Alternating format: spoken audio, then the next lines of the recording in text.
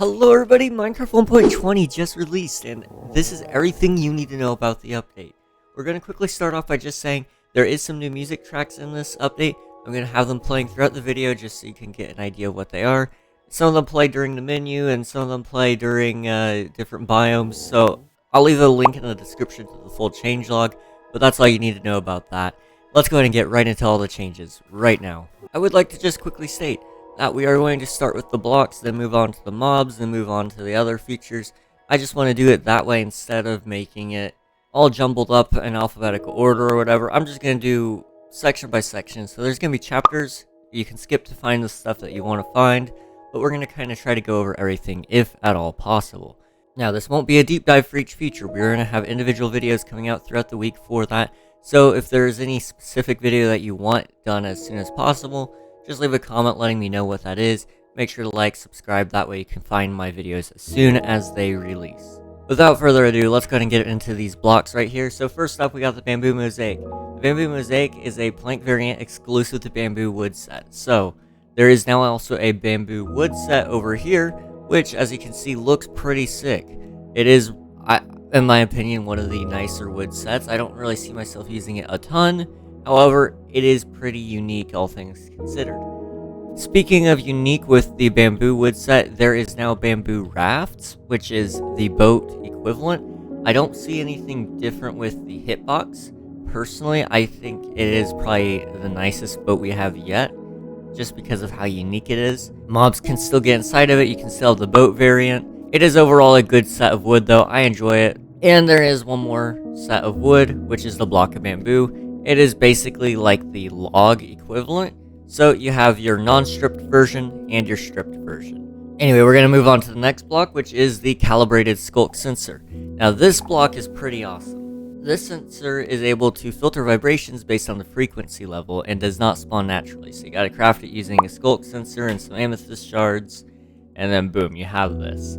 So one side of the sensor receives a signal as an input, so it's this side. And then you put that in, that tells the sensor what vibrations it's allowed to detect. There's probably a chart on screen, I don't know. Future me problem, we'll see. But there should be a chart on screen right now where it explains kind of what each vibration leads to each redstone level. One of the other features here is the cherry leaves. Cherry leaves are unique to the cherry blossom biome, which we'll probably show you guys here in one of the next sections. But here it is in its own little form. The reason I'm going to not just show you this with all the other wood stuff is because of the particles. It is one of the more unique features in this leaf type. However, you know, similar to the spore blossom except pink. Over here we got the cherry logs, cherry planks, cherry everything. This is a fantastic wood set. I very much do enjoy it. I think there is going to be a lot of use case for it. One of the other fairly unique features about this one is the petals. So with petals, you can do 1, you can do 2, you can do 3, or you can do 4. And it doesn't actually hinder you from walking through it. I'll also kind of give you a quick look here at the sapling here. It looks nice. We'll show you the actual tree coming up in one of the next sections when we cover the biome changes. And here we have the chiseled bookshelf. The chiseled bookshelf was also announced during the 1.20 showcase back in Minecon 2022. And as you can see, it is full of books. It looks a little bit different than a normal bookshelf. Well, that's because you can actually take different kinds of books from each slot. You can pick whatever slot you want. It doesn't really matter which one you want. You can take them out in whatever order. And as you can see, you can take different kinds of books. So you can have enchanted books, book and quills, regular books. Whatever you want, you can put in here. It is a really neat system, and it does work with redstone. So if you take a comparator output from it, then it can take different redstone signals matching the slot that you last interacted with. We're going to actually have a video coming out in hopefully the next week or two where I show you guys how to build a secret room using these. But until then, we're going to go ahead and move on to the next block. Next up is decorated pots. Now I actually only have plain pots here because that's what you can pull out of the creative inventory. But these are very handy little blocks that do absolutely nothing. I'm a little bit bummed about that. I wish you could at least store water in them, but they do look nice.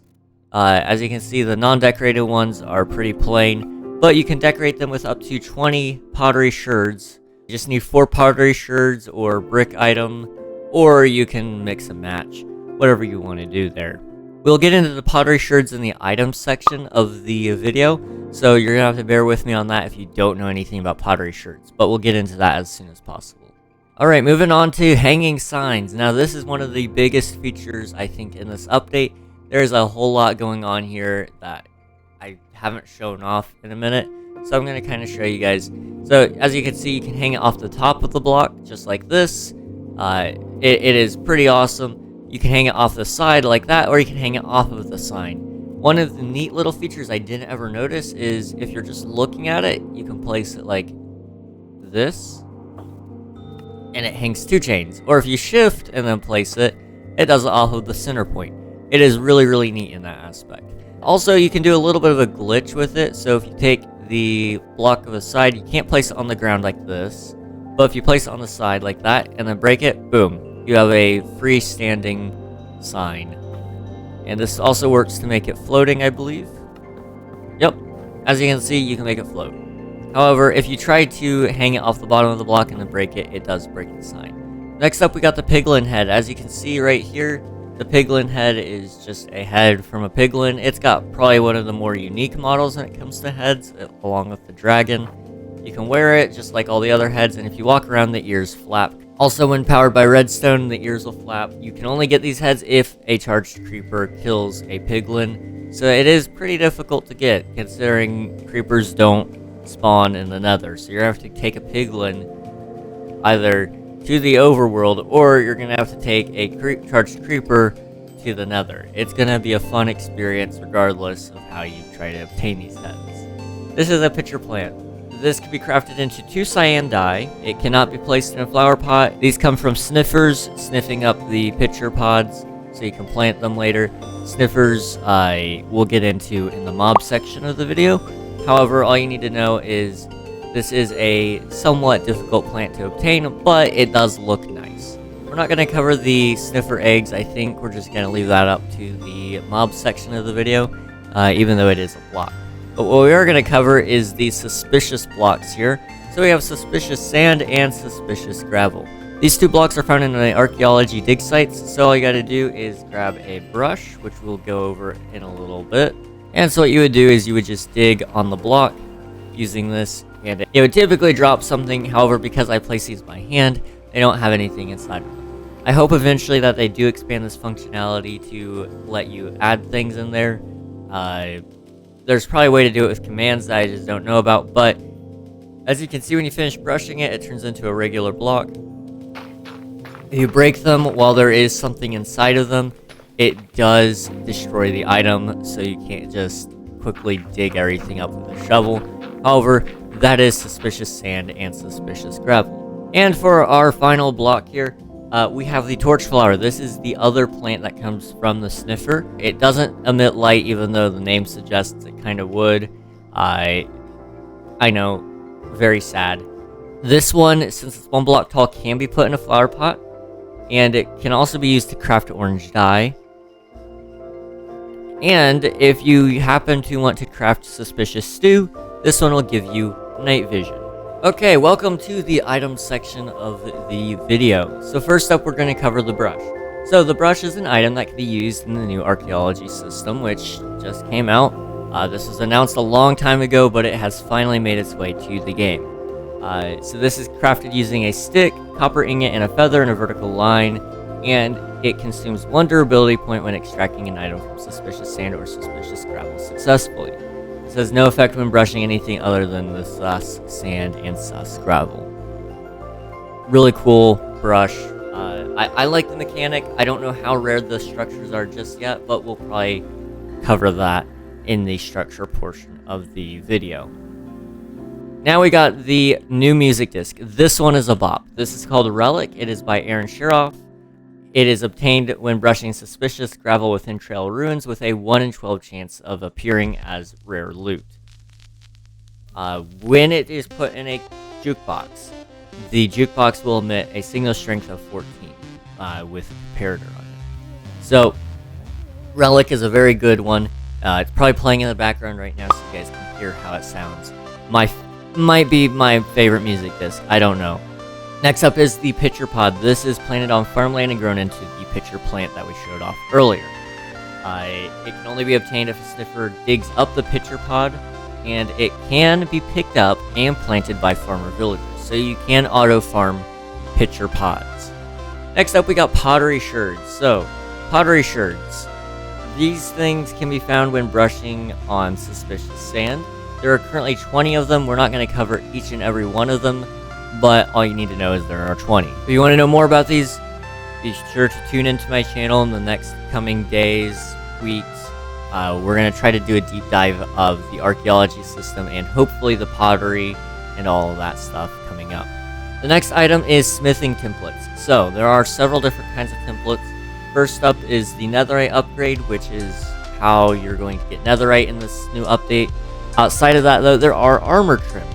Armor trims are a unique way to customize your armor, so now not everybody's going to be wearing the boring, dark, drab, known as netherite. Now you can have some nice bling added to it, like some, some diamond rib cage or something like that. I don't know. Whatever you really want. There are currently 16 varieties of armor trims, and then you can use several different materials on the armor trims in order to give it even more variation. And we're going to skip over the spawn eggs because it's pretty obvious Minecraft added the spawn eggs for the new mobs. So we're going to cover the torch flower seeds. Torch flower seeds are a new seed that you get from the sniffer. These can be planted on farmland to grow the torch flower, and they're used to tempt and breed chickens and parrots. They can also be used to breed and tempt sniffers, and they can also be picked up and planted by farmer villagers, which again means you can kind of create a farm with villagers to farm your torch flowers. Alright, welcome to the mob section of the video. So here we have the camel. The camel is rideable like a horse or a donkey, except it can be ridden by 2 players instead of just 1. So it's also similar to a boat in that aspect. It spawns naturally in desert villages, can be bred with cacti, and the mobs that are 2 blocks tall and lower cannot reach the player except for spiders because they kind of jump and do some wacky things. Because of how tall the camel is, it can walk over 1.5 block tall obstacles such as fences or blocks with a slab on top. One thing that is unique to it is instead of jumping, it dashes forward. So a dash can extend more than 10 blocks forward if executed perfectly. And next up we have everybody's favorite, the Sniffer. This mob was added because it was voted in for the mob vote of Minecraft Live 2022. It seems to be about 4x2 in size, if you include the head. Now, the hitbox itself is much smaller, which is weird that the hitbox is so small, but the hitbox is only about 2x2. So, the big trade-off with having the Sniffer in the game and having it be able to dig up plants is it doesn't spawn naturally. You actually have to bring the Sniffer back to life. So, there are eggs that you can find in, I believe, the ocean ruins. You gotta get those using the archaeology system. You get the eggs, hatch the eggs, you get yourself some baby sniffers, which are called snifflets, and then those things will eventually grow up into these magnificent beasts who will dig up seeds for you. When they are bred, they will lay a sniffer egg, so you can still breed them. You don't have to get eggs and then have a whole panda scenario where they just decide that they're not going to breed. Okay, we're going to go ahead and get into the world generation portion of the video. So, I want to show you guys the cherry grove first. So, I'm going to kind of show you around about how far away you can expect these to be. So I am currently around about my spawn location. As you can see, it is about a little under 2,000 blocks away. So it's not super rare, but it's not exactly common either. Let's go ahead and go say hello to the cherry grove. Alright, as you can see, this is a cherry grove. So they spawn on mountains. Typically, and as you can see, very pink. Occasionally bees can spawn in here. There should be rabbits somewhere. Sheep and rabbits, I believe, are the mobs that spawn in this biome. And it is magnificent. And this is, I think, about a medium-sized cherry grove. I don't think I've seen too many that are larger, but this does look about medium-sized to me. One other mob I guess I forgot to mention that does spawn here is the pig. Pigs can spawn here, pretty awesome.